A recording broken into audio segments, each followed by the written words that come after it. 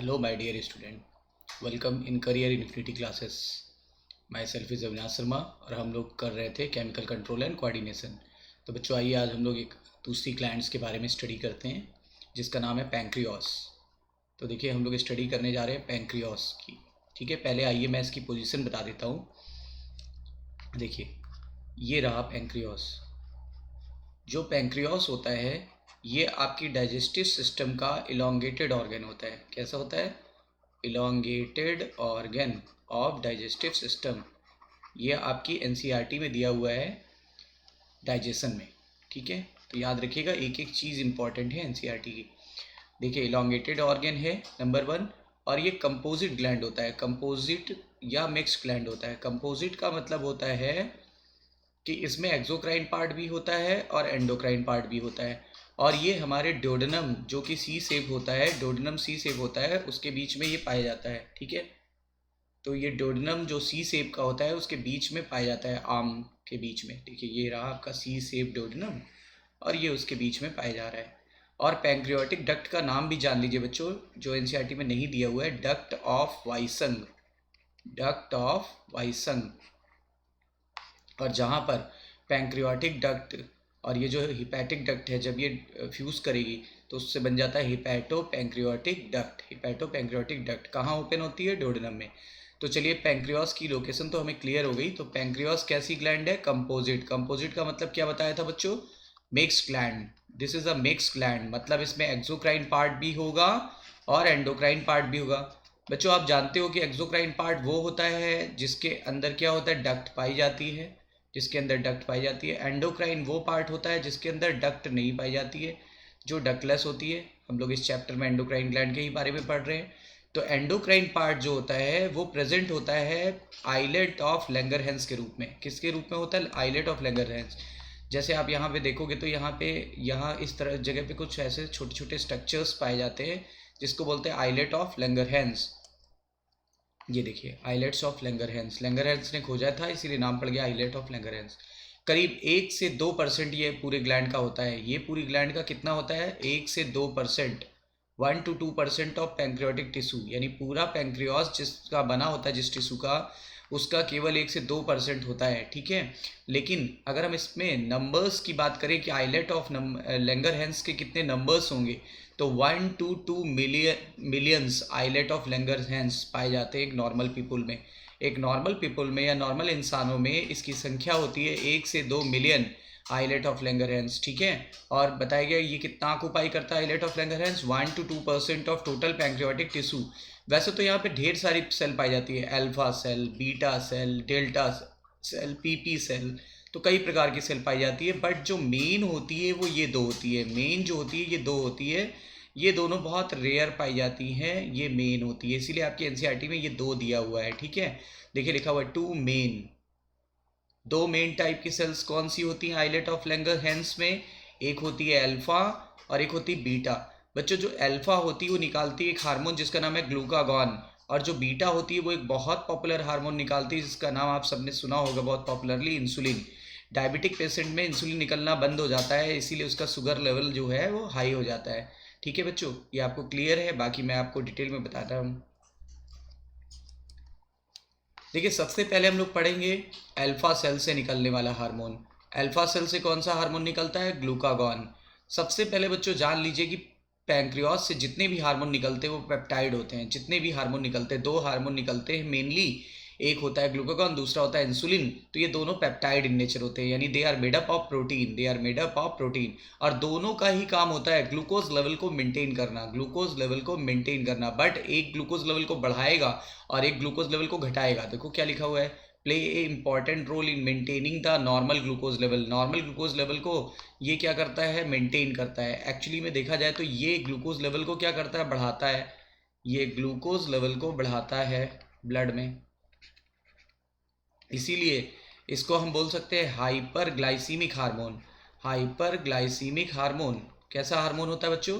Hyper glycemic hormone होता है। ये देखिए लिखा हुआ है, this is hyper glycemic hormone because it increase the glucose in our blood. Blood में ग्लूकोज की मात्रा को बढ़ाता है। बट कैसे बढ़ाता है? सबसे पहले तो इसकी टारगेट सेल होती है लिवर।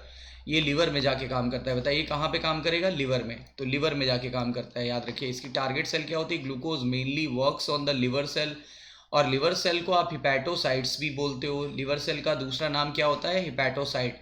करता क्या है ये? यहाँ पर जो भी ग्लाइकोजन होता है, ये ग्लाइकोजन को ब्रेक कर देगा। जब ग्लाइकोजन को ब्रेक करेगा तो बताइए ग्लूकोज लेवल बढ़ जाएगा। ये लिवर में जा करके ग्लाइकोजन को क्या करता है? ये लिवर में उपस्थित जो ग्लाइकोजन ऑलरेडी है, ये उसको तोड़ देता है। जब तोड़ देगा तो ग्लूकोज का मात्रा ब्लड में बढ़ जाएगा। देखिए क्या लिखा हुआ है, लिवर सेल पर ये जाके काम करता है और ये स्टिमुलेट करता है ग्लाइकोजिनोलिसिस। देखो ग्लाइकोजन, ये वर्ड आ गया ग्लाइकोजन। तो ग्लाइकोजन को लिसिस मतलब तोड़ना, ये ग्लाइकोजन को तोड़ेगा, इसी प्रोसेस को बोलते हैं ग्लाइकोजिनोलिसिस। क्या बोलते हैं बच्चों? ग्लाइकोजिनोलिसिस। ये ग्लाइकोजिनोलिसिस को बढ़ावा देता है लीवर में जाकर के, जिससे ग्लूकोज का लेवल जो ब्लड के अंदर है वो बढ़ जाएगा। इसका मतलब ये हाइपरग्लाइसीमिया कंडीशन पैदा कर देता है। हाइपरग्लाइसीमिया का मतलब होता है ब्लड के अंदर ग्लूकोज की मात्रा बढ़ जाने को। ठीक है, इसके अलावा और क्या करता है ये क्या करता है? प्रोटीन और फैट को भी ब्रेक करता है। जब प्रोटीन और फैट ब्रेक होगा, तो आपको बताया था कि जब प्रोटीन और फैट ब्रेक होगा तो ग्लूकोज की मात्रा और बढ़ जाएगी, ग्लूकोज की मात्रा और बढ़ जाएगी। और प्रोटीन और फैट तो नॉन कार्बोहाइड्रेट है। नॉन कार्बोहाइड्रेट से कार्बोहाइड्रेट बनने की प्रक्रिया को हम लोग हमेशा क्या बोलते थे बच्चों? ग्लूकोनियोजेनेसिस। मतलब ये ग्लूकोनियोजेनेसिस को भी बढ़ावा देता है। That means it breaks the protein and fat and then convert it into the glucose. ये ग्लूकोज में कन्वर्ट कर देता है। देखो क्या लिखा हुआ है, इसीलिए इसको हाइपरग्लाइसीमिया के लिए रिस्पॉन्सिबल माना गया है। ठीक है ना, देखिए लिखा है in addition this hormone stimulate the process of gluconeogenesis which also contribute to hyperglycemia. Glucagon जो होता है ये क्या करता है? ये सेल के अंदर ग्लूकोज के कंजप्शन को घटाता है। सेल के अंदर ग्लूकोज के कंजप्शन को घटाएगा तभी तो, अगर मान लो सेल के अंदर ग्लूकोज का कंजप्शन बढ़ जाएगा तो बताइए ब्लड के अंदर जो ग्लूकोज की मात्रा है वो घट जाएगी। इसका मतलब ये सेल के अंदर जो जा रहा है ग्लूकोज, जो कंज्यूम हो रहा है, जो अपटेक हो रहा है, ये उसकी मात्रा को घटा देता है। That is why this is known as hyperglycemic hormone, क्योंकि ब्लड के अंदर ग्लूकोज की मात्रा को बढ़ा रहा है, इसीलिए इसको हाइपरग्लाइसीमिक हार्मोन कहते हैं। ठीक है, इसका जस्ट अपोजिट होता है बच्चों इंसुलिन। ये देखिए, ये बीटा सेल से निकलता है जैसा अभी आपको बताया, और ये जस्ट अपोजिट है ग्लूकागॉन के। ये भी प्रोटीन नेचर होता है, ये भी ग्लूकोज के लेवल को मेंटेन करता है, लेकिन एक्चुअली में वो ग्लूकोज के लेवल को बढ़ा रहा था और इंसुलिन ग्लूकोज के लेवल को घटाता है। इसीलिए देखो इसको लिखा है हाइपोग्लाइसीमिक हार्मोन।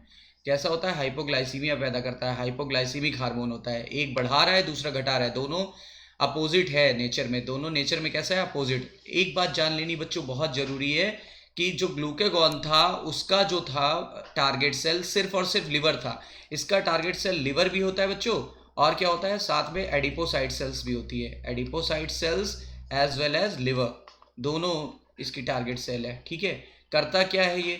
आइए देखते हैं। इसको ग्लूकोज का लेवल घटाना है ब्लड में, इसको ग्लूकोज का लेवल ब्लड में घटाना है। तो कैसे घटाएगा? देखिए मान लीजिए ये ब्लड है, ब्लड वेसल्स में ब्लड बह रहा है। ये क्या करेगा? यहां से ग्लूकोज को पिकअप कर लेगा, ये ग्लूकोज को यहां से पिकअप कर लेगा और इसे बदल देगा ग्लाइकोजन में। किस में बदल देगा? ग्लाइकोजन। तो ग्लूकोज को ग्लाइकोजन में बदल देता है। ये ग्लूकोज को लेगा और ग्लाइकोजन में बदल देगा। साथ में क्या करना है? ब्लड के अंदर ग्लूकोज के लेवल को इसको घटाना है। देखो ग्लूकोज का लेवल घट गया ना, ग्लूकोज कन्वर्ट हो गया ग्लाइकोजन में और स्टोर हो गया लिवर में। इसके अलावा ये क्या करता है? सेल के अपटेक को, जैसे मान लीजिए नॉर्मल हमारी बॉडी की जो सेल्स होती है, सेल्स के अंदर इसके अपटेक को बढ़ा देगा, अपटेक एंड यूटिलाइजेशन को बढ़ा देता है। Uptake and utilization of glucose को बढ़ा देता है। देखिए ग्लूकागॉन का बिल्कुल अपोजिट है। ग्लूकागॉन ने क्या किया था? ग्लाइकोजन को ग्लूकोज में बदला था, तो ग्लूकोज की मात्रा बढ़ गई थी ब्लड में, और इसने सेलुलर अपटेक और यूटिलाइजेशन को बढ़ा दिया है, जबकि ग्लूकागॉन ने सेलुलर अपटेक और यूटिलाइजेशन को घटा दिया था। देखिए इसने बढ़ाया है, ग्लूकागॉन ने घटाया था। इस प्रकार ग्लूकोज की मात्रा ब्लड में घट गई, इसीलिए कैसी कंडीशंस पैदा हो गई? कंडीशंस पैदा हो गई हाइपोग्लाइसीमी। हाइपोग्लाइसीमिक कंडीशंस पैदा हो गई, ठीक है। ये तो इसने लीवर में किया। एडिपोज टिश्यू में क्या करता है, जो अभी भी ग्लूकोज था, मान लो ये ब्लड है, ब्लड से ग्लूकोज को लेगा, ब्लड से ग्लूकोज को पिकअप कर लेगा, तो ब्लड के अंदर ग्लूकोज की मात्रा घट जाएगी, और ये ग्लूकोज को करेगा क्या, ग्लूकोज को कन्वर्ट कर देगा फैट में, ठीक है, यानी लिपोजेनेसिस करेगा। लिपोजेनेसिस, लिपिड का फॉर्मेशन करने को बोलते हैं लिपोजेनेसिस। और ये फैट कहाँ स्टोर होता है बच्चों, एडिपोसाइट टिश्यू में। इसको फैट स्टोरिंग टिश्यू भी कहते हैं, फैट स्टोरिंग टिश्यू। तो देखिए ग्लूकोज बदल गया फैट में। इस प्रकार इसने 2 टारगेट सेल पर काम किया और अल्टीमेटली ब्लड में ग्लूकोज के लेवल को इसने घटा दिया, ठीक है। आइए पूरा पढ़ते हैं। Insulin is a peptide hormone, no doubt, और ये मेजर रोल प्ले करता है किसके लिए, ग्लूकोज के बैलेंस को मेंटेन करने के लिए। होम्योस्टैसिस मतलब बैलेंस मेंटेन करना। इंसुलिन जो होता है ये कहाँ काम करता है, 2 टारगेट सेल है बच्चों, एक है liver cell that means hepatocytes, और दूसरी एडिपोसाइट्स यानी फैटी टिश्यू या एडिपोज टिश्यू बोलते हैं, ठीक है। और इसका काम होता है सेल के ग्लूकोज के अपटेक और यूटिलाइजेशन को बढ़ा देना, जबकि ग्लूकागॉन ने घटाया था, इसने बढ़ा दिया था, जिससे ब्लड के अंदर ग्लूकोज का लेवल घट जाए। देखो लिखा है, इसका परिणाम क्या होगा, इसका रिजल्ट क्या होगा, there is a rapid movement of glucose from the blood to the hepatocyte. अभी मैंने आपको बताया था ना, देखिए ये ब्लड से तेजी से ग्लूकोज को यहाँ ले जाएगा लिवर में और बदल देगा ग्लाइकोजन में, और ग्लाइकोजन में बदल देता है, ठीक है। वो यहाँ लिखा नहीं है, मैंने आपको बता दिया, नीचे लिखा हुआ है, ये देखिए ग्लाइकोजन में बदल दिया लिवर में जाने के बाद। एंड एडिपोसाइट्स में जाने के बाद उसने क्या किया, फैट में बदल दिया। इसका परिणाम ये हुआ बच्चों कि ग्लूकोज का जो लेवल था ब्लड में वो धीरे धीरे डिक्रीज हो गया, इसीलिए हम लोगों ने इसको बोला था हाइपोग्लाइसीमिक। ये देखिए हाइपोग्लाइसीमिक हार्मोन, हाइपोग्लाइसीमिक हार्मोन, ठीक है। इंसुलिन और क्या करता है, ये ग्लूकोज को ग्लाइकोजन में बदल देता है। ये देखिए इसने ग्लूकोज को किस में बदला था, ग्लाइकोजन में। ग्लूकोज से ग्लाइकोजन बदलने को, कन्वर्ट होने को क्या बोलते हैं, the conversion of glucose to the glycogen, ये कहलाता है ग्लाइकोजेनेसिस। ग्लाइकोजन, ग्लाइकोजन, ये देखो ग्लाइकोजन आ गया, ग्लाइकोजन बन रहा है इसलिए ग्लाइकोजेनेसिस, ग्लाइकोजन जेनेसिस, तो ग्लाइकोजन से ग्लाइकोजन आ गया और एसिस लगा दीजिए तो ग्लाइकोजेनेसिस हो गया, ठीक है। Into the target cell, target cell क्या थी, लिवर, लिवर में ये काम करता है और फैट में बदलता है एडिपोसाइट्स में। इस प्रकार इसने ग्लूकोज के लेवल को घटा दिया। और बताइए एक ग्लूकोज के लेवल को बढ़ा रहा है और एक ग्लूकोज के लेवल को घटा रहा है, तो ग्लूकोज की होम्योस्टेसिस को कौन मेंटेन कर रहा है ब्लड में, एक मेंटेन कर रहा है कि दोनों मिल करके, दोनों ज्वाइंटली मिल करके मेंटेन कर रहे हैं। इंसुलिन क्या कर रहा है, ये ग्लूकोज लेवल को ब्लड में घटाता है, जबकि ग्लूकागॉन ग्लूकोज लेवल को बढ़ाता है। दोनों मिलजुल कर काम करते हैं, जिससे ग्लूकोज का जो बैलेंस है या होम्योस्टैसिस है, it will maintain without any disturbance. Is it clear.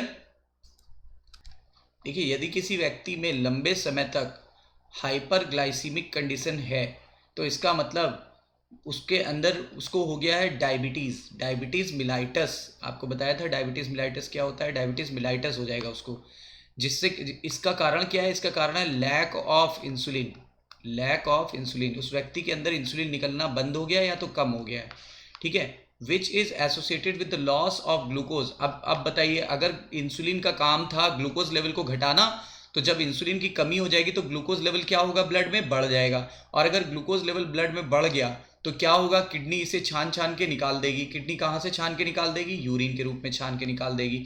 अब इस व्यक्ति के जो कि डायबिटीज़ मिलाइटस से सफरर है, ठीक है, इसके यूरिन से ग्लूकोज का लॉस होने लगेगा। लेकिन क्या हम लोग नॉर्मल व्यक्ति हैं, तो क्या हम लोगों के यूरिन से भी ग्लूकोज लॉस होता है, नहीं, क्योंकि हमारी बॉडी के अंदर ग्लूकोज को कम कर दिया जाता है इंसुलिन के निकलने के कारण। इस व्यक्ति की बॉडी में इंसुलिन ना निकलने के कारण ग्लूकोज का लेवल बढ़ गया है, तो ये ग्लूकोज किडनी द्वारा फिल्टर करके यूरिन से निकाल दिया जा रहा है, ठीक है। और क्या होगा, इस समय जब ग्लूकोज बॉडी यूटिलाइज नहीं कर पाएगी, इंसुलिन का काम था सेलुलर अपटेक को बढ़ा देना, सेलुलर अपटेक और यूटिलाइजेशन को बढ़ा देना। किसके सेलुलर अपटेक और यूटिलाइजेशन को बढ़ा देना, ग्लूकोज के।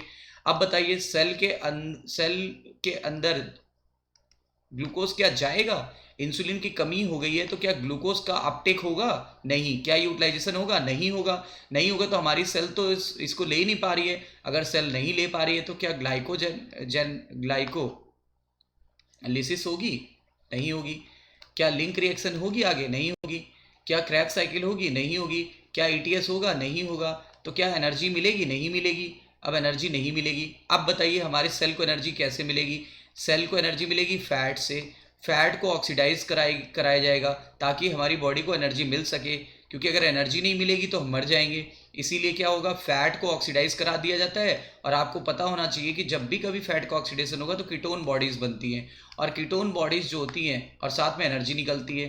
कीटोन बॉडीज जो होती हैं ये हमारी बॉडी के लिए जहरीली होती है। They are very very toxic due to acidic nature, क्योंकि ये एसिडिक होती है और एसिडिक चीज़ें हमारी बॉडी में अलाउड नहीं है। इसका मतलब it is toxic. Toxic ketone bodies are toxic because acidic in nature, so it must be removed by the urine. ये यूरिन से रिमूव कर दिया जाता है। देखो ये लिखा है हार्मफुल कंपाउंड बनते हैं जिनका नाम है कीटोन बॉडीज। कीटोन बॉडीज किसके ऑक्सीडेशन से बनता है? फैट के ऑक्सीडेशन से। क्यों बनता है? क्योंकि अब ग्लूकोज से एनर्जी नहीं निकाल पा रही है बॉडी, तो फैट से एनर्जी निकालती है, तो कीटोन बॉडीज वगैरह बनने लगते हैं। इसको बोलते हैं कीटोन्यूरिया। बताइए, कीटोन बॉडीज जब यूरिन से निकाल दिया जाता है तो उसको बोलते हैं कीटोन्यूरिया। आपने एक्सक्रीशन वाले चैप्टर में पढ़ा होगा। और डायबिटिक पेशेंट का एक ही इलाज है, इंसुलिन दे दिया जाता है उसको। इंसुलिन का इंजेक्शन देते हैं कि टैबलेट? इंसुलिन का इंजेक्शन देते हैं। आजकल तो इंसुलिन जो बायोटेक से बनाया गया, नाम दिया गया ह्यूमलिन, और ये 1983 में एली लिली कंपनी ने बनाया। एली लिली आपकी 12th की एनसीईआरटी में दिया हुआ है। एली लिली कंपनी ने 1983 में बनाया। ह्यूमन लाइक इंसुलिन को बोलते हैं human insulin. Recombinant DNA technology द्वारा बनाया गया, यानी बायोटेक्नोलॉजी द्वारा। अच्छा, टैबलेट्स के रूप में क्यों नहीं देते? क्योंकि it is a protein, insulin is a protein, और हम इसे पचा लेंगे, पचा करके अमीनो एसिड में बदल देंगे। तो फ़ायदा क्या होगा? अगर इंसुलिन पच गई तो ये काम करेगी ही नहीं, नॉन फंक्शनल हो जाएगी। इसलिए इंसुलिन को हम लोग इंजेक्टिव फॉर्म में लेते हैं, डायरेक्टली इनटू द वो ब्लड में चला जाता है, और ब्लड में तो डाइजेस्टिव एंजाइम पाए नहीं जाते, इसलिए ये इंसुलिन नॉर्मल रहेगी और पचेगी नहीं, और ये काम करेगी टारगेट सेल पर जा करके। Is it clear? देखिए, मेल में टेस्टिस पाया जाता है, और ये भी एक एंडोक्राइन ग्लैंड की तरह काम करता है। ठीक है, वैसे तो ये सेक्सुअल पार्ट है, बट ये गैमेट प्रोडक्शन तो करता ही करता है, और साथ में ये क्या करता है, एंडोक्राइन सिस्टम यानी हार्मोन की तरह भी हार्मोन भी निकालेगा। तो देखो क्या लिखा है, टेस्टिस। टेस्टिस मेल में पाया जाता है, ये यू नो वेरी वेल। एक पेयर टेस्टिस होता है, एक पेयर टेस्टिस होता है, और टेस्टिस एब्डोमेन से बाहर होता है ताकि टेम्परेचर 2 से 2.5 डिग्री सेल्सियस कम हो जाए। इससे स्पर्मेटोजेनेसिस का चांस बढ़ जाता है। तो कहाँ प्रेजेंट होता है? Present outside the abdomen in a sac. Sac का नाम है स्क्रोटल सैक। स्क्रोटल सैक आपने रिप्रोडक्टिव सिस्टम में पढ़ा होगा, ठीक है, और ये मेल इंडिविजुअल में पाया जाता है। टेस्टिस का 2 काम है। देखिए, मैंने अभी शुरुआती दौर में ही बोला कि टेस्टिस के 2 काम होते हैं। वैसे तो इसका मेन काम होता है स्पर्म प्रोडक्शन करना, स्पर्म्स बनाता है, लेकिन सेकेंडरी काम होता है इसका क्या? हार्मोन बनाना। तो यहाँ से हार्मोन निकलता है, हार्मोन का नाम है एंड्रोजन, जबकि उसका मेन हार्मोन है टेस्टोस्टेरॉन। टेस्टोस्टेरॉन। तो देखिए लिखा है इसके डुअल फंक्शन है। डुअल फंक्शन में से पहला फंक्शन होता है इसका स्पर्मेटोजेनेसिस यानी स्पर्म बनाना, और दूसरा फंक्शन होता है इसका हार्मोन निकालना। इसीलिए इसको प्राइमरी सेक्स ऑर्गन भी कहा गया है। प्राइमरी सेक्स ऑर्गन वही होते हैं जो गैमेट प्रोडक्शन भी कर लेते हैं और साथ में हार्मोन प्रोडक्शन भी कर लेते हैं। तो देखो, ये प्राइमरी सेक्स ऑर्गन है, और ये साथ में एंडोक्राइन ग्लैंड की तरह भी काम कर रहा है, बिकॉज ये हार्मोन निकाल रहा है। टेस्टिस जो होता है ये किसका बना होता है? ये देखो टेस्टिस का फिगर है। तो टेस्टिस जो है इसके अंदर बहुत सारे सेमनीफेरस ट्यूब्यूल पाए जाते हैं। ये जो सेमनीफेरस ट्यूब्यूल पाए जाते हैं, मैंने आपको चैप्टर के शुरुआत में भी बताया था, 2-3 लेक्चर पहले। इसके अंदर एसएफटी पाई जाती है, ठीक है। टेस्टिकुलर लोब्यूल होता है, इसके अंदर एसएफटी पाई जाती है। एसएफटी के बीच में जो स्पेस होता है इसको इंटरस्टिशियल स्पेस बोलते हैं। यहाँ पे एक सेल पाई जाती है, सेल का नाम होता है इंटरस्टिशियल सेल या सेल ऑफ लीडी। इंटरस्टिशियल सेल या सेल ऑफ लीडी। जब इन सेल के ऊपर LH नाम का हार्मोन काम करता है तो यहाँ से निकलता है एंड्रोजन, और एंड्रोजन का मेन हार्मोन अभी अभी बताया है, that is testosterone. That is testosterone.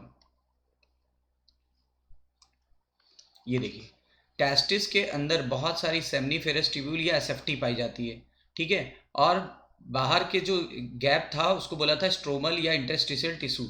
ये देखिए, ये है स्ट्रोमल या इंटरस्टिशियल टिश्यू।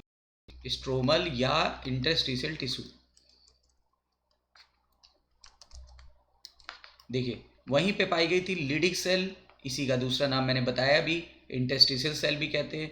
जब इस पर LH नाम का हार्मोन काम करता है, ल्यूटिनाइजिंग हार्मोन, जो कि पिट्यूटरी से निकला था, LH नाम का हार्मोन जब इस पे एक्ट करेगा तो ये क्या करेगा, ये प्रोड्यूस करता है एक हार्मोन और उसके ग्रुप को बोलते हैं एंड्रोजन, और उसका मेन हार्मोन होता है टेस्टोस्टेरोन। देखिए लिखा हुआ है the cell of Leydig cell या interstitial cell which are present in the intertubular space. Intertubular space को इंटरस्टिशियल स्पेस भी बोलते हैं।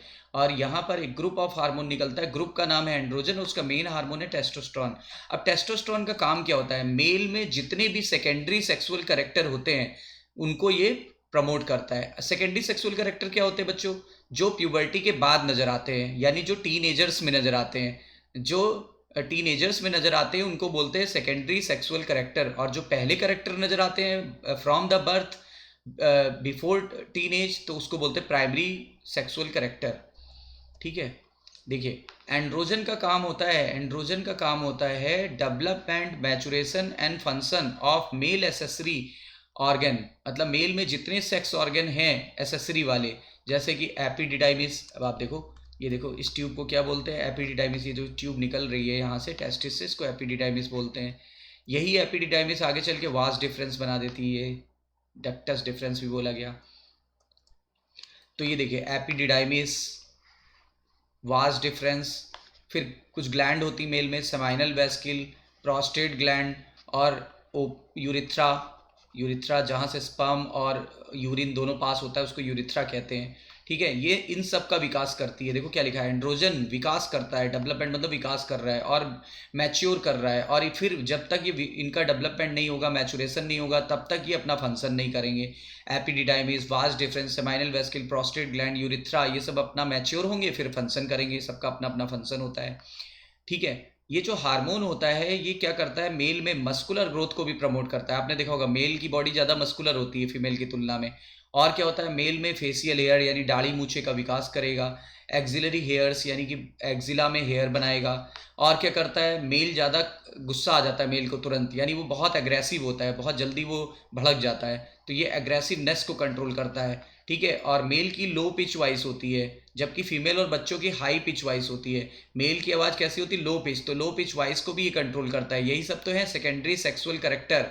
बताइए, दाढ़ी मूछे का विकास प्यूबर्टी के बाद होता है, सेकेंडरी सेक्सुअल कैरेक्टर में आएगा। मसल का विकास प्यूबर्टी के बाद होता है, सेकेंडरी सेक्सुअल कैरेक्टर में आएगा। बालों का विकास, जहाँ जहाँ पे भी बाल होते हैं हमारे शरीर में, वो सब विकास प्यूबर्टी के बाद होता है, तो उसको बोलेंगे सेकेंडरी सेक्सुअल कैरेक्टर। एग्रेसिवनेस, देखो बच्चा एग्रेसिव नहीं होता, जब थोड़ा मैच्योर हो जाता है तब वो एग्रेसिव होता है। और बच्चे की आवाज़ देखो भारी नहीं होती है, जैसे वो बड़ा होता है उसकी आवाज़ भारी हो जाती है, यानी लो पिच वॉइस हो जाती है। ये सब हो गया सेकेंडरी सेक्सुअल कैरेक्टर। एंड्रोजन जो होता है इसका एक और बहुत बड़ा फंक्शन है, क्या, देखो मैंने आपको बताया था FSH प्लस एंड्रोजन यानी टेस्टोस्टेरोन। ये क्या करता है, ये स्पर्मेटोजेनेसिस को भी प्रमोट करता है। ये स्पर्मेटोजेनेसिस को प्रमोट करता है। ये देखो लिखा है एंड्रोजन, लेकिन अकेले नहीं, एंड्रोजन किसके साथ मिल करके, FSH के साथ। मैं आपको पढ़ा चुका हूँ अर्लियर चैप्टर में। ये मेजर स्टुमुलेटरी रोल प्ले करेगा, किसमें स्टुमुलेटरी रोल प्ले करेगा, स्पर्म के बनने में, यानी स्पर्मेटोजेनेसिस में। Formation of spermatozoa is known as spermatogenesis. Androgen क्या करता है, ये सेंट्रल नर्वस सिस्टम यानी CNS पर काम करता है। और CNS पर जब काम करेगा तो सेक्सुअल बिहेवियर कंट्रोल करेगा। मेल में सेक्सुअल बिहेवियर कंट्रोल करेंगे, और सेक्सुअल बिहेवियर को हमेशा बोला जाता है लिबिडो, चाहे मेल में हो या फीमेल में हो। फीमेल में कंट्रोल करता है फीमेल का हार्मोन, मेल में कंट्रोल करता है मेल का हार्मोन, दोनों का अपना अपना सेक्सुअल बिहेवियर होता है। तो sexual behaviour in male is controlled by the central nervous system with the help of androgen या टेस्टोस्टेरोन। ठीक है, और देखो ये एक फार्मूला याद रखना, APC आर्मी पब्लिक कॉलेज। तो आर्मी पब्लिक कॉलेज यहाँ ना करके हम लोग इसको ऐसे कर देते हैं, एनाबोलिक असर दिखाता है। एंड्रोजन कैसा असर दिखाता है, एनाबोलिक, किसके मेटाबॉलिज्म पर, प्रोटीन और कार्बोहाइड्रेट। तो देखो लिखा है एनाबोलिक का मतलब होता है सिंथेटिक, यानी बनाना, कोई चीज़ का निर्माण करना, यानी एनाबोलिक इफेक्ट दिखाता है कहाँ पर, प्रोटीन और कार्बोहाइड्रेट पर। फार्मूला बना लिया है APC, फार्मूला बना लिया है APC, तो याद रहेगा ना बच्चों। तो आइए बच्चों हम देखते हैं फीमेल सेक्स ऑर्गन के बारे में, दैट इज ओवरी। ये भी बच्चों प्राइमरी सेक्स ऑर्गन होता है, इसमें इसका भी काम होता है गैमेट प्रोडक्शन और हार्मोन निकालना। ठीक है, ये कौन सा गैमेट बनाता है, ये बनाता है ओवम। और ये कौन सा हार्मोन निकालता है? एस्ट्रोजन और प्रोजेस्टेरॉन। एस्ट्रोजन और प्रोजेस्टेरॉन। तो देखिए बच्चों, फीमेल में भी 1 पेयर ओवरी होती है, जैसे कि टेस्टिस मेल में 1 पेयर था, ये भी 1 पेयर होता है। और ये एब्डोमेन में होती है, क्योंकि इसके लिए लो टेम्परेचर की नीड नहीं होती है, बल्कि स्पर्म के प्रोडक्शन के लिए लो टेम्परेचर की नीड होती थी, इसीलिए ये एब्डोमेन के अंदर ही होता है।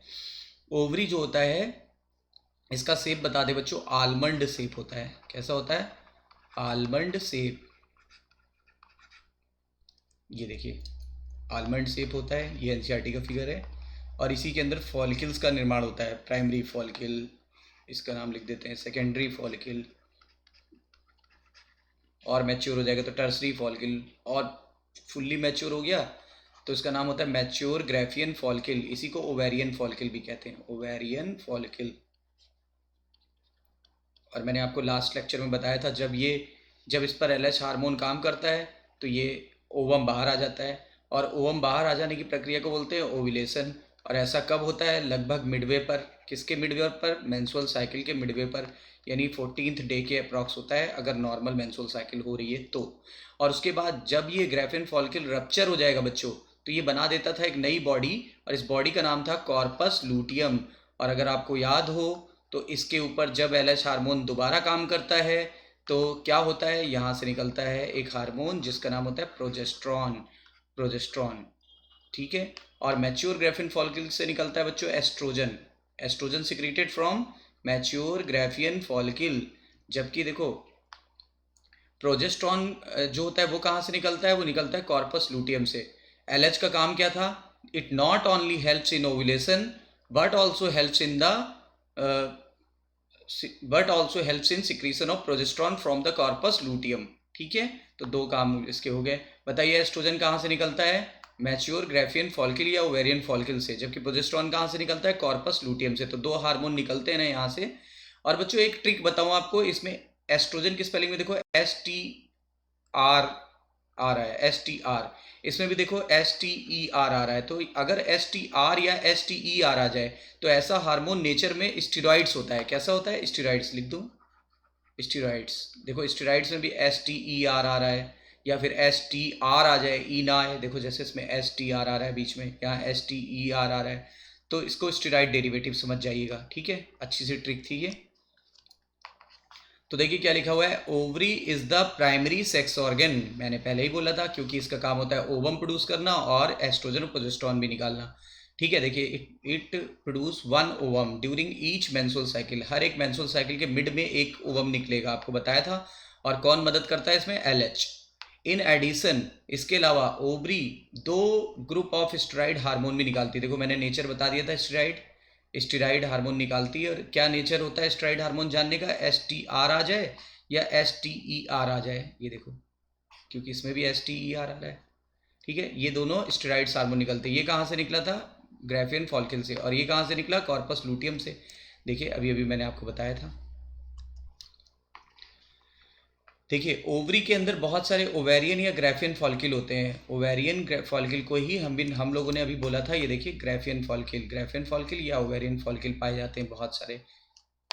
और स्ट्रोमल टिश्यू होता है, जिस टिश्यू में ये धसे रहते हैं इनको बोलते हैं स्ट्रोमल टिश्यू। यानी ये जो टिश्यू है, व्हाट इज दिस? ये जो टिश्यू है, this is stromal tissue. Estrogen जो होता है, इसका काम होता है कि एस्ट्रोजन बनता कहाँ है? पहले ये लिखा हुआ है, तो ये कहाँ पर बनता है? Secreted mainly by growing ovarian follicle. तो मैंने बोला था ओवेरियन फॉलिकल से निकलता है या ग्राफियन फॉलिकल से निकलता है। ठीक है, ओव्यूलेशन के बाद क्या होता है? जब ग्राफियन फॉलिकल या ओवेरियन फॉलिकल फट जाता है, रप्चर मतलब फटना, तो वो कन्वर्ट हो जाता है कि स्ट्रक्चर में, जिसका नाम था कॉर्पस लूटियम। और कॉर्पस लूटियम से कौन सा हार्मोन निकला था? प्रोजेस्ट्रॉन। ठीक है, अब आइए एस्ट्रोजन का फंक्शन देखें पहले। एस्ट्रोजन का क्या फंक्शन होता है? एस्ट्रोजन का फंक्शन होता है, जिस प्रकार टेस्टोस्टेरोन मेल में सेकेंडरी सेक्सुअल कैरेक्टर प्रोड्यूस कर रहा था, उसी प्रकार फीमेल में सेकेंडरी सेक्सुअल कैरेक्टर प्रोड्यूस करने के लिए एस्ट्रोजन रिस्पॉन्सिबल होता है। ठीक है, और एस्ट्रोजन जो होता है ये भी क्या करेगा? फीमेल में वो चेंजेस करेगा जो कि प्यूबर्टी के बाद आएंगे। That means secondary sexual character produce करेगा कि प्राइमरी सेक्सुअल कैरेक्टर प्रोड्यूस करेगा? Secondary sexual character. तो देखो क्या लिखा है, एस्ट्रोजन का काम होता है बहुत सारा वैसे तो, लेकिन इसका मेन फंक्शन होता है कि जो ग्रोथ है, किसकी ग्रोथ, जो ग्रोथ है और एक्टिविटी है, फीमेल सेकेंडरी सेक्स ऑर्गन की ग्रोथ और एक्टिविटी को कंट्रोल करना, फीमेल सेकेंडरी सेक्स ऑर्गन की ग्रोथ और एक्टिविटी को कंट्रोल करना।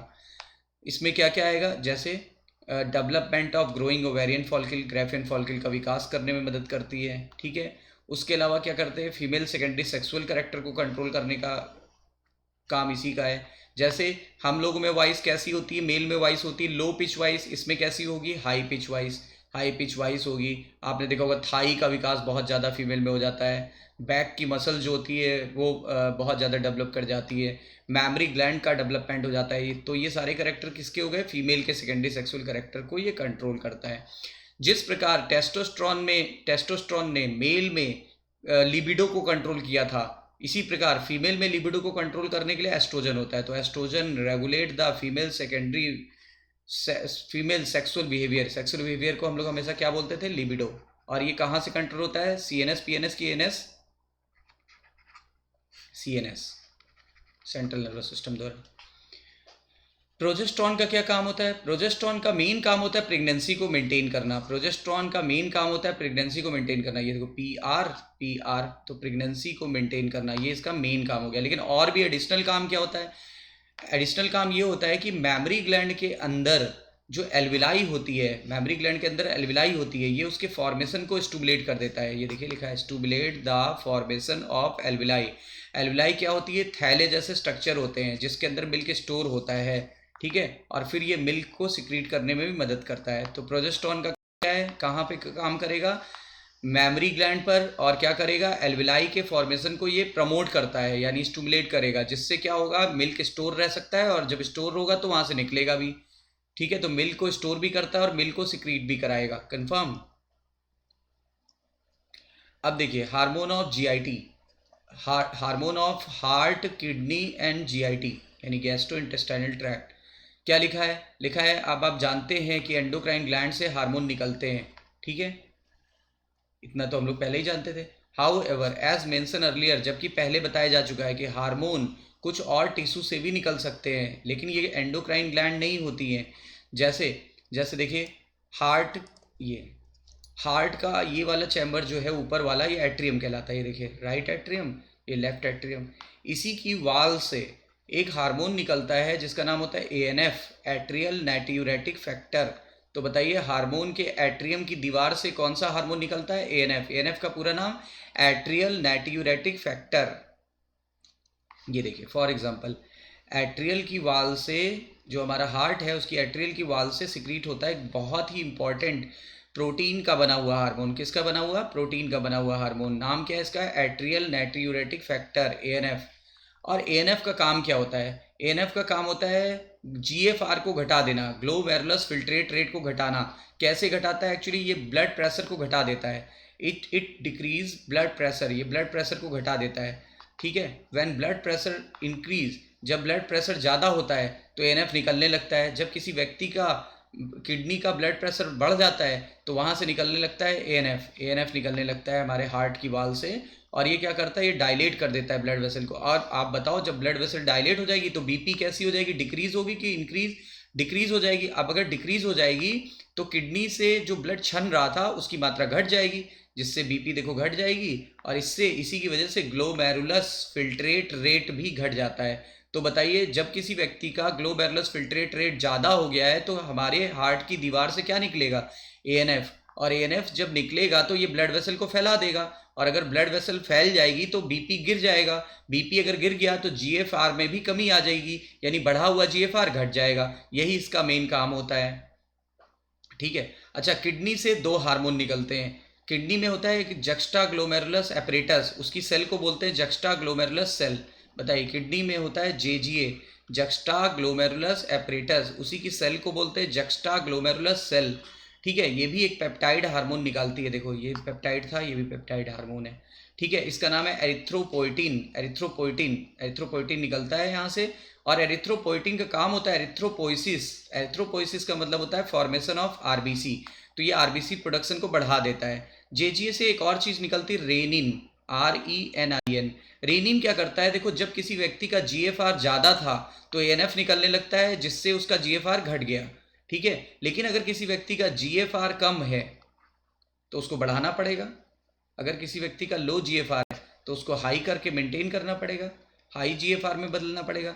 ये काम रेनिन करता है, ये काम रेनिन करता है। बताइए, अगर किसी व्यक्ति का GFR लो है उसको हाई करना है तो रेनिन, और अगर हाई से लो करना है तो क्या हो जाएगा, तो ANF होगा। इस प्रकार व्यक्ति का GFR अगर हाई है तो घट जाएगा और अगर लो है तो बढ़ जाएगा, यानी मेंटेन रहेगा।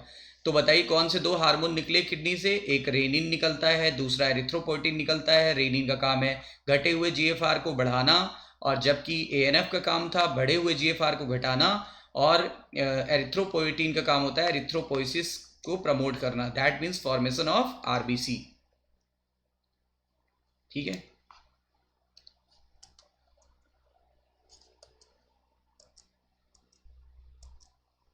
अब देखिए हमारे GIT से भी बहुत सारे हार्मोन निकलते हैं, 4 मेजर हार्मोन निकलते हैं, 4 मेजर हार्मोन निकलते हैं। पहले का नाम है गैस्ट्रिन, दूसरे का नाम है सिक्रीटिन, तीसरे का नाम है कोलिसिस्टोकाइनिन, चौथे का नाम है GIP यानी गैस्ट्रिक इनिबिटरी पेप्टाइड। आइए देखते हैं ये कहाँ कहाँ से निकलता है। तो 4 मेजर में से देखिए एक तो निकलता है यहाँ से, स्टोमक से, स्टोमक से निकलता है गैस्ट्रिन हार्मोन। इसका काम होता है गैस्ट्रिक जूस को बढ़ा देना, गैस्ट्रिक जूस को बढ़ाना। अब गैस्ट्रिक जूस जब निकलेगा तो उसमें HCl भी निकलेगा और पेप्सिन नाम का एंजाइम भी निकलेगा। HCl भी निकलता है और पेप्सिन नाम का एंजाइम भी निकलता है। तो गैस्ट्रिन हार्मोन कहाँ से सिक्रीट होता है, it secretes from the stomach and it stimulates the gastric juice secretion. इससे क्या होगा, HCl और पेप्सिन की मात्रा बढ़ जाएगी और हमारा स्टोमक अपना काम कर पाएगा। जबकि बाकी के निकलते हैं डोडेनम से। डोडेनम से कितने हार्मोन निकलते हैं, 3, CCK, सिक्रीटिन और GIP यानी gastric inhibitory peptide.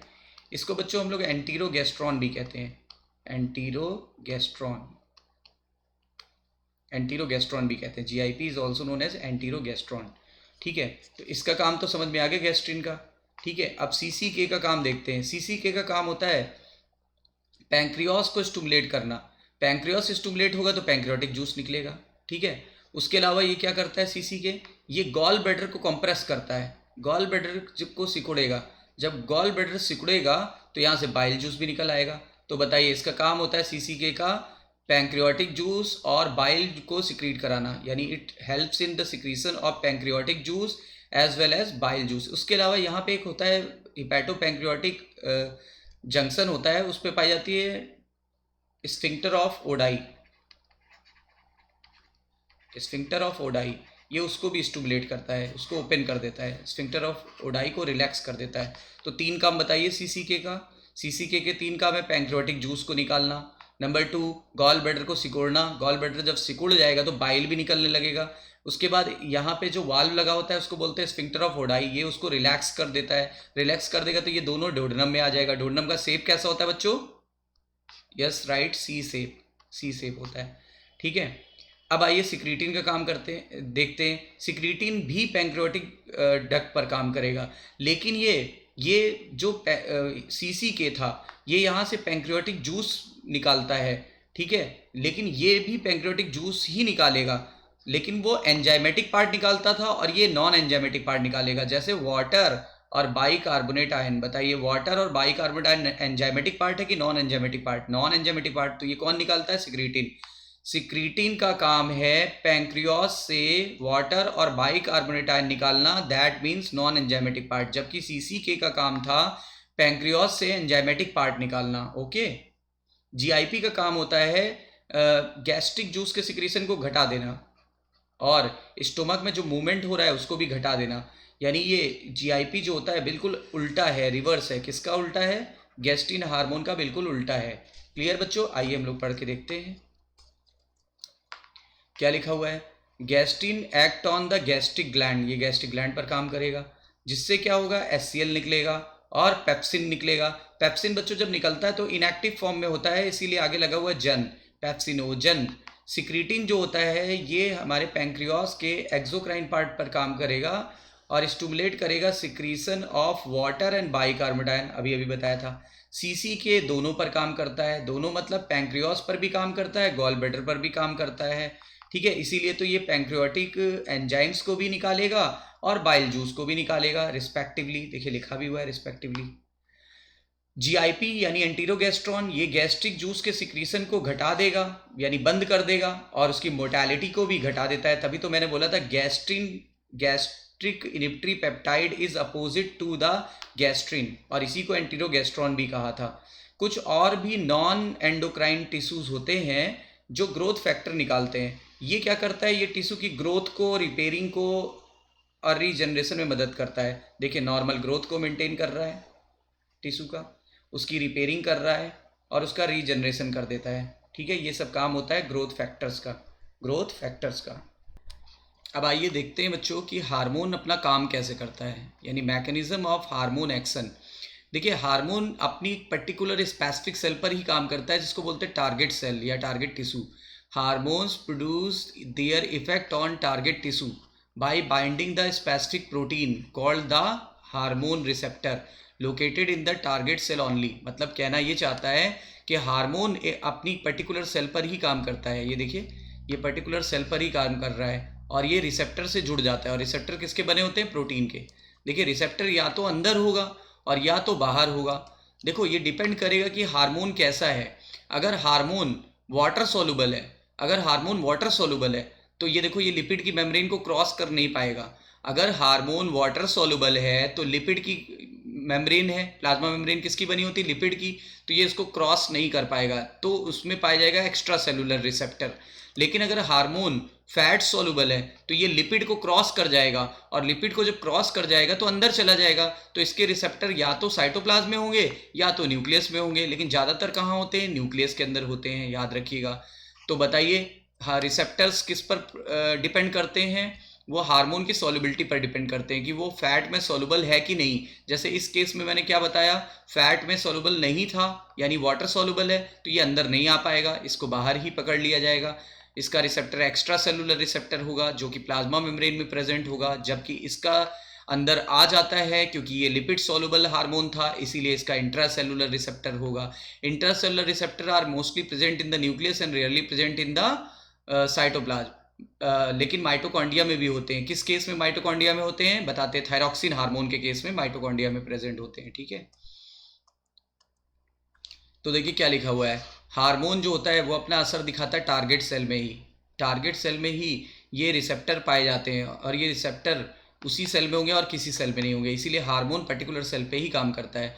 Hormone receptor present on the cell membrane, या तो ये सेल मेम्ब्रेन पे होंगे, बात कर रहा है एक्स्ट्रा सेलुलर रिसेप्टर की, ठीक है। और इनको बोलते हैं मेम्ब्रेन बाउंडेड रिसेप्टर यानी एक्स्ट्रा सेलुलर रिसेप्टर। मैं तो इसको बोलूंगा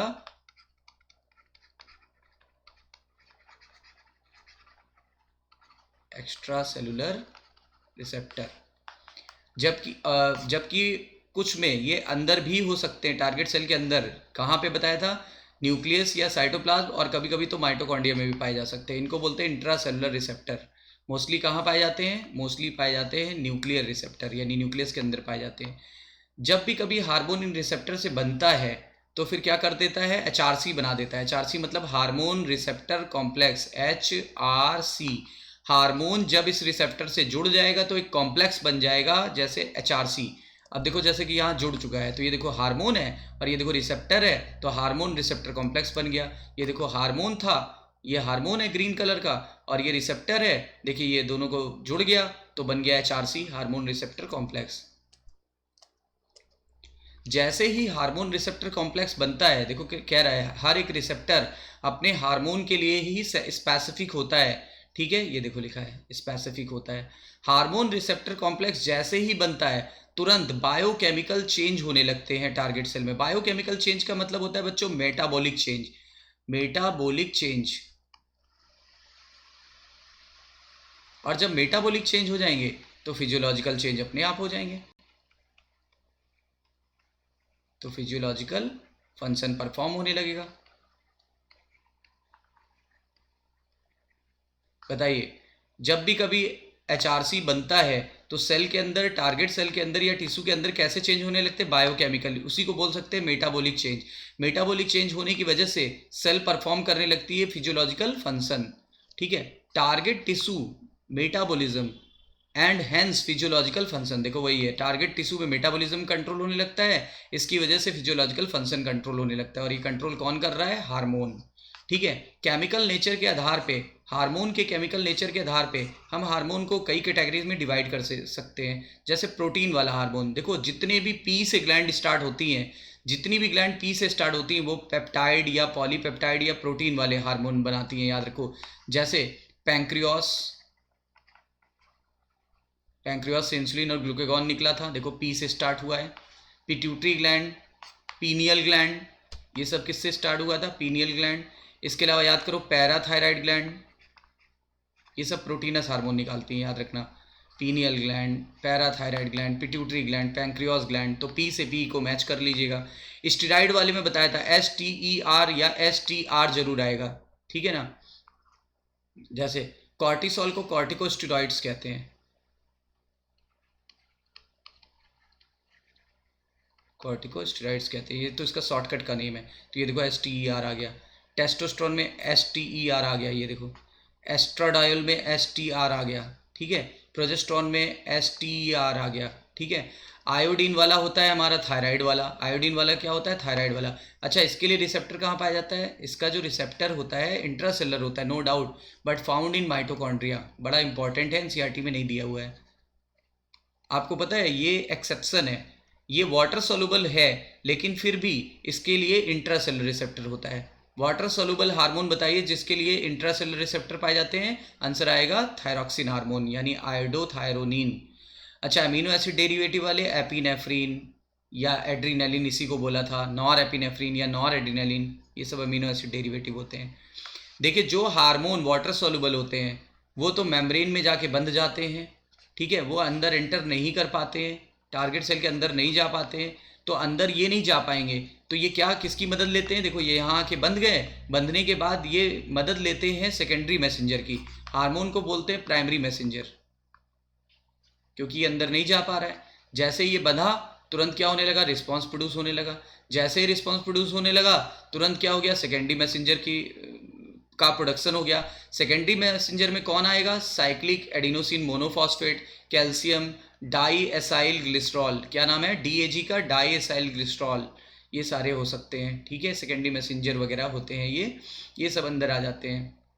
साइक्लिक GMP, साइक्लिक गुएनोसिन मोनोफॉस्फेट, ये सब हो सकते हैं सेकेंडरी मैसेंजर, याद रखिएगा। फिर क्या होगा? बायोकेमिकल रिस्पॉन्स होगा। बायोकेमिकल रिस्पॉन्स को हमने क्या बोला था? मेटाबॉलिक रिस्पॉन्स होगा। जब मेटाबॉलिक रिस्पॉन्स हो जाएगा तो फिजियोलॉजिकल रिस्पॉन्स अपने आप प्रोड्यूस हो जाएगा। तो क्या समझ में आया? ऐसे हार्मोन जो मेम्ब्रेन से बंधते हैं यानी एक्स्ट्रा सेलुलर रिसेप्टर से बनते हैं वो अंदर नहीं जा पाते, तो वो अंदर किसका प्रोडक्शन कर लेते हैं? सेकेंडरी मैसेंजर का। जैसे cyclic adenosine monophosphate, inositol triphosphate, IP का मतलब इनोसिटॉल ट्राइफॉस्फेट, कैल्शियम और DAG का मतलब बोला था डाइएसाइल ग्लिसरॉल, ये सब सेकेंडरी मैसेंजर होते हैं। जैसे ही ये अंदर जाते हैं तुरंत सेल के मेटाबॉलिज्म को कंट्रोल कर देते हैं। एक बार सेल का मेटाबॉलिज्म कंट्रोल हो गया तो सेल परफॉर्म करने लगेगी फिजियोलॉजिकल फंक्शन। लेकिन ऐसे हार्मोन जो अंदर जा सकते हैं वो अंदर जा करके रिसेप्टर के साथ बंध जाएंगे। कौन से अंदर जाते थे? स्टेरॉइड्स हार्मोन, स्टेरॉइड यानी लिपिड डेरिवेटिव वाले। और एक अपवाद था जो वाटर सोलुबल था लेकिन अंदर जाता था, आयोडीन वाला, ये भी जाता था। ये अंदर जाने के बाद ये क्या करेगा? देखिए, ये अंदर जाने के बाद ये बंध जाएगा रिसेप्टर से, क्या बन जाएगा? HRC। जैसे ही HRC बना बच्चों, तुरंत ये क्या करेगा? इसके जीनोम में चेंज कर देगा यानी DNA में चेंज कर देगा, DNA में बदलाव करेगा। जैसे ही DNA को बदलाव करेगा mRNA बनेगा, मतलब DNA में बदलाव नहीं करेगा, DNA को स्टिमुलेट करेगा। जैसे ही DNA को स्टिमुलेट करेगा, DNA से क्या बनता है? mRNA, ठीक है। mRNA से क्या बनता है? प्रोटीन। प्रोटीन से क्या बन जाएगा? एंजाइम। एंजाइम से क्या होने लगेगा? मेटाबॉलिज्म। मेटाबॉलिज्म एक बार हुआ तो क्या होने लगेगा? फिजियोलॉजिकल फंक्शन परफॉर्म होने लगेंगे।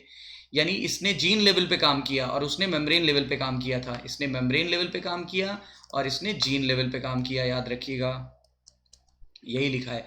देखिए, ये जीन पे जा करके जीन को रेगुलेट कर देता है, मोस्टली रेगुलेट जीन एक्सप्रेशन या chromosome function, by interaction of HRC, जैसे एचआरसी बना तुरंत जीन में एक्सप्रेशन होने लगा, जीन एक्सप्रेस होने लगा तो क्या बना, डीएनए से आरएनए बना, आरएनए से क्या बनेगा, आरएनए से प्रोटीन बनेगी, प्रोटीन से क्या बन जाएगा, प्रोटीन से एंजाइम बनेगी, और बिना एंजाइम के मेटाबॉलिज्म हो नहीं सकता, इसलिए अब एंजाइम क्या करेगा, सबस्ट्रेट को प्रोडक्ट में बदल देगा, इसी प्रोसेस को बोलते हैं मेटाबॉलिज्म, और जब मेटाबॉलिज्म होगा तब जाके फिजियोलॉजिकल फंक्शन परफॉर्म होगा।